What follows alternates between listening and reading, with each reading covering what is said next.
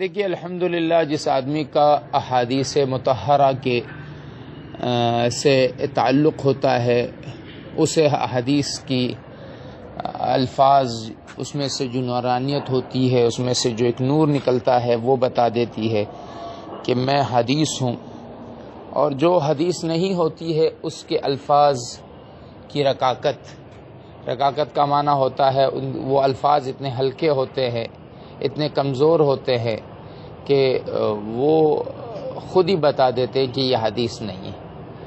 تو یہ جو حدیث کے نام سے یہاں پر جو چیز شیئر کی گئی ہے یہ حدیث نہیں ہو سکتی ہے، کیونکہ اس کے الفاظ ہی بہت زیادہ کمزور ہے، ہر سمجھدار آدمی کو سمجھ میں آتے ہیں کہ بھائی یہ کیا ہو سکتا ہے، لہٰذا یہ کوئی حدیث نہیں ہے اور یہ ایک من گھڑت بات ہے۔